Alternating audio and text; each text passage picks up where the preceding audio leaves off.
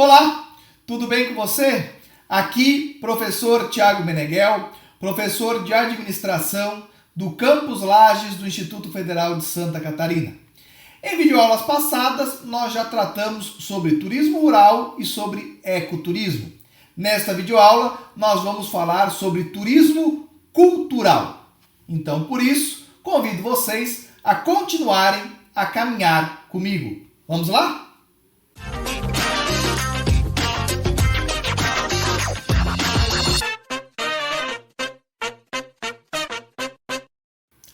O que é esse tal de turismo cultural? Bom, nós sabemos que se pode aprender muito viajando.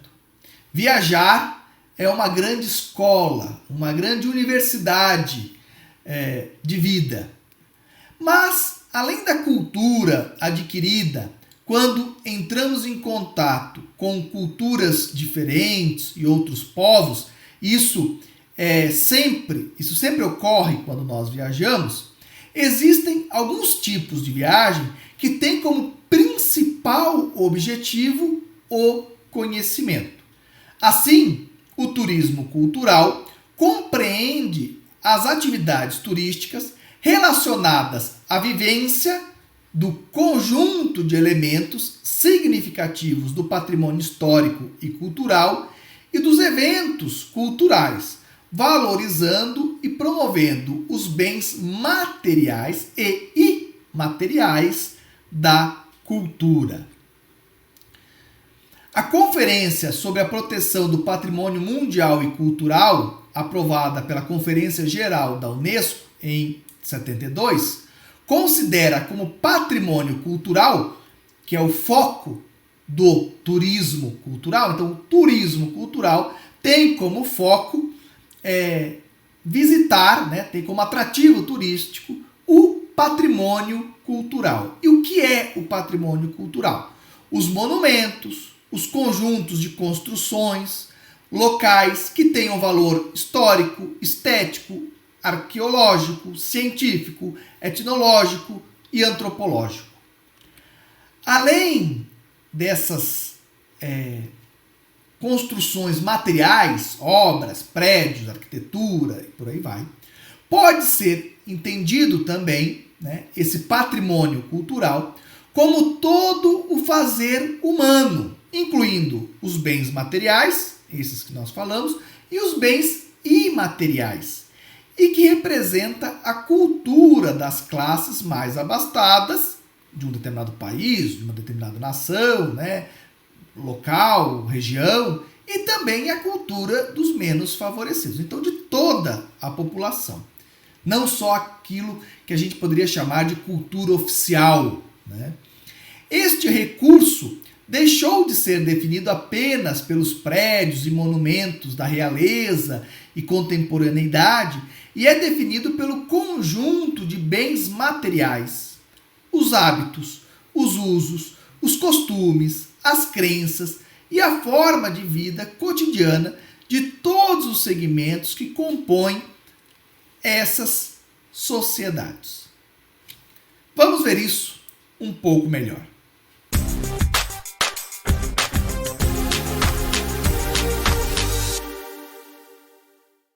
Nós sabemos que uma das festas que atrai mais turista para Santa Catarina e uma das maiores festas do Brasil é a Oktoberfest, que ocorre em Blumenau.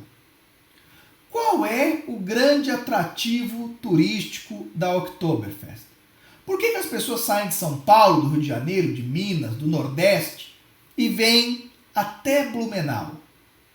Não tem cerveja? Não tem chopp no Rio de Janeiro, em São Paulo, no Nordeste? Claro que sim. Mas elas vêm porque é uma festa impregnada de cultura. A comida, a gastronomia que é oferecida, o povo, as músicas, são coisas diferentes do habitual que eles encontram nessas cidades, em virtude da cultura germânica que está inserida ali em Blumenau. Da mesma forma, Muitos que visitam a região de Bento Gonçalves, na Serra Gaúcha, o fazem devido à cultura italiana que é forte naquela localidade. E você, por exemplo, se for realizar uma viagem para a Argentina, quais são aí os seus atrativos? Por que você gostaria de conhecer a Argentina? Claro que podem ser aí questões variadas e diferentes, mas talvez muitos digam porque eu gostaria de conhecer a cultura daquele país. A alimentação na Argentina é diferente, né? Geralmente, aqui no Brasil você tem um prato com arroz, feijão, batata frita, salada, carne, né? Na Argentina, geralmente, é uma carne e um acompanhamento, né? Então você pede uma carne e uma batata frita, uma carne e um purê de batata, alguma coisa nesse sentido. Esse prato cheio de opções, inclusive, eles se referem como sendo prato brasileiro, né?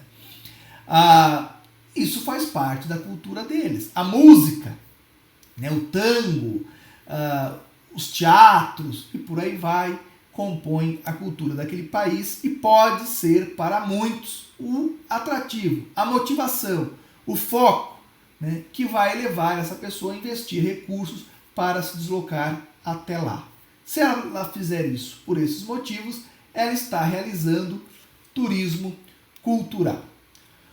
Bom, até aí parece que a gente enxerga muito bem, mas nós temos dificuldade de enxergar a nossa própria cultura e de valorizar a nossa própria cultura.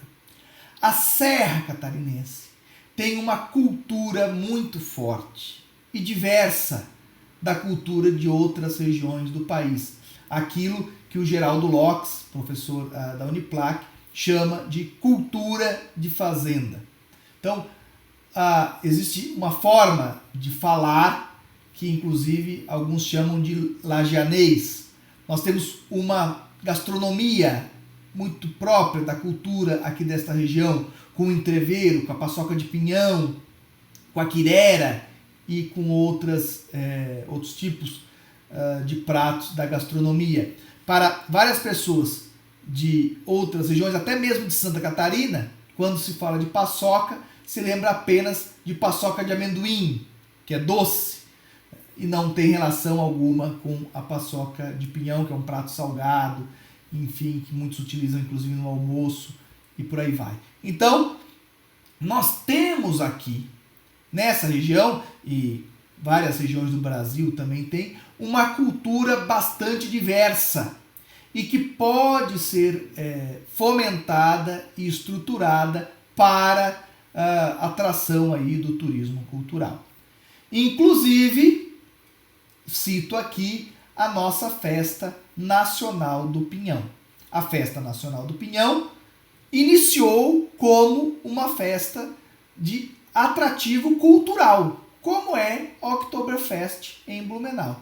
Então, se fazia na Festa Nacional do Pinhão a culinária típica, a gineteada, e, enfim, né, a própria sapecada da canção nativa, que são coisas, né, relacionadas à cultura local. Com o passar do tempo, esse foco cultural da Festa Nacional do Pinhão foi se perdendo, foi se fazendo aí uma festa muito comum, eu vou chamar assim, que é feita em qualquer outro local aí do estado ou do país, e foi se perdendo a característica cultural, inclusive com desvalorização da gastronomia local e da cultura local. Bom, uma pessoa sai do Rio de Janeiro, sai de São Paulo, para conhecer a cultura de Blumenau, para conhecer a cultura italiana de Bento Gonçalves, para ir para outro país e conhecer uma outra cultura. Agora, ela não vai sair de São Paulo, do Rio de Janeiro, para vir num show nacional da Ivete Sangalo, do Titãs. Isso tem em São Paulo, tem no Rio de Janeiro, tem em Belo Horizonte, com uma frequência muito maior e não justifica o deslocamento. Então, nós temos que pensar muito bem sobre a Festa Nacional do Pinhão. qual é o foco da festa? É trazer uma cultura diferente, uma cultura pop, uma cultura, vamos chamar assim, universal, né? Sem nenhuma questão regional, para a população que está aqui na cidade. Então, vamos trazer shows nacionais e gastronomia, né? Vamos vender cachorro-quente e por aí, né? Que é da cultura americana, hambúrguer e por aí vai na nossa festa. Agora, o foco não é esse, o foco é trazer turistas de fora para conhecer a nossa cultura dessa nossa região. Bom, aí se é isso, o caminho está bem equivocado e é preciso uma correção de rumos. Mas precisamos entender esse conceito do turismo cultural, desse atrativo cultural, para poder realizar esse debate. Ok? Voltamos aqui aos nossos slides. Como nós vimos ali em slides anteriores, a cultura de uma determinada região, cidade, país, não é apenas a cultura oficial, a cultura das elites, a cultura erudita. O erudito é ligado até hoje às classes dominantes, que detêm o conhecimento expresso na filosofia, na ciência, no saber produzido e controlado pelas instituições da sociedade nacional, né, nas universidades, academia, ordens profissionais. Então você tem a música clássica e por aí vai. Mas o turismo cultural tem grande foco na cultura popular, que caracteriza-se pelas formas de pensamento e ação das populações mais pobres da sociedade, com especificidade, lógica e dinâmica interna através das suas manifestações culturais. Então, por exemplo, a festa junina no Nordeste são grandes eventos culturais oriundos da cultura popular e que são grandes atrativos turísticos para as cidades nordestinas que fazem grandes festas. Bom, esse turismo cultural, ele pode ser aí subdividido em outros tipos de turismo. Por exemplo, o turismo religioso. Nós temos aqui na lateral do slide, né, uma foto aí da Basílica de Nossa Senhora Aparecida, em Aparecida do Norte, São Paulo, Brasil. Mas esse é só um exemplo, né? Aqui em Santa Catarina mesmo, nós temos Nova Trento, onde tem ali o Santuário da Madre Paulina. Em São Paulo está sendo construído aí o Santuário de Frei Galvão. E existem outros, lá no Nordeste nós temos em Juazeiro do Norte a questão da estátua do Padre Cícero, que também é bastante famosa e também é foco aí de grandes peregrinações. E por aí vai em outros, o próprio Cristo Redentor no Rio de Janeiro. Para a maioria nem se vincula a uma questão religiosa, mas aquele símbolo, né, é um símbolo religioso, inclusive na base do Cristo Redentor, para quem não sabe, existe uma capela, né, onde são realizadas missas ali da Igreja Católica, enfim, então é um espaço também religioso. E fora isso, no Brasil, existe aí, né, Fátima em Portugal, o Vaticano em Roma, o Vaticano é no próprio Vaticano, né, mas fica dentro aí, daquilo que a gente considera Roma, apesar de ser um estado independente. Mas, então, o Vaticano, e, enfim, né, Meca para os muçulmanos, e devem existir aí locais para os budistas, e, enfim, para todas as religiões, né, locais de peregrinação. Existe também o turismo étnico, que eu mencionei ali na questão da Oktoberfest. Você faz um turismo, que é um turismo cultural, mas que tem aí uma questão de ancestralidade, né, daquele povo, enfim, a cultura germânica. Muitas pessoas também fazem um turismo étnico, por exemplo, na Bahia, né, que aí tem toda uma questão da cultura africana, e das danças, da culinária e por aí vai. Temos o turismo cívico. E aí aqui, no caso do Brasil, ele é um tipo de turismo cultural e que se restringe basicamente a Brasília. Pessoas que vão até Brasília para conhecer lá o Congresso Nacional, o Palácio do Planalto, o Palácio da Alvorada, a Catedral de Brasília, enfim, todos aqueles monumentos arquitetônicos e outras questões, né, relacionadas aí àquilo que a gente poderia chamar de um turismo cívico. E temos também aí o turismo gastronômico, que tem relação aí com o turismo étnico, né, e outras questões culturais, porque cada região tem aí uma gastronomia própria e, para muitas pessoas, essa gastronomia própria é foco de deslocamento turístico. Me lembro, por exemplo, de uma região do litoral do Paraná, Antonina e outras cidades daquele entorno, que tem um prato turístico bastante famoso, que é a barriada. E muitas pessoas saem de Curitiba, existe até um passeio de trem que liga Curitiba até Morretes e aquela região ali do entorno, e que esse deslocamento é feito, claro, pelo passeio de trem e outras opções de lazer, mas para saborear, né, a gastronomia daquela região do Paraná. Então, é um turismo gastronômico. E é claro que esse tipo de turismo poderia ter aí outras variações. Muito bem, gente. Chegamos aí ao final de mais uma videoaula. Reforço que o Brasil é composto de diversas culturas diferentes. Aqui mesmo no estado de Santa Catarina há uma cultura ali açoriana na ilha, em Florianópolis, uma cultura germânica muito forte em Blumenau, uma cultura italiana forte em Tubarão, Criciúma, no sul do estado, Uruçanga. Temos uma cultura de fazenda forte aqui na região da Serra e temos aí uma cultura própria do oeste catarinense. Então, dentro de um mesmo estado da federação, nós temos a possibilidade, né, de fazer deslocamentos por questões culturais. Me ocorre agora também, por exemplo, Três Itilhas, com a cultura do Tirol e por aí vai. Então, isso é forte dentro do estado de Santa Catarina, mas isso se reproduz aí, é muito forte em todo o Brasil. A cultura de Minas Gerais, do Rio de Janeiro, de São Paulo, Bahia, Nordeste e por aí vai. Cada uma com a sua gastronomia própria, suas tradições, seus hábitos, sua arquitetura e muitos pontos a serem explorados.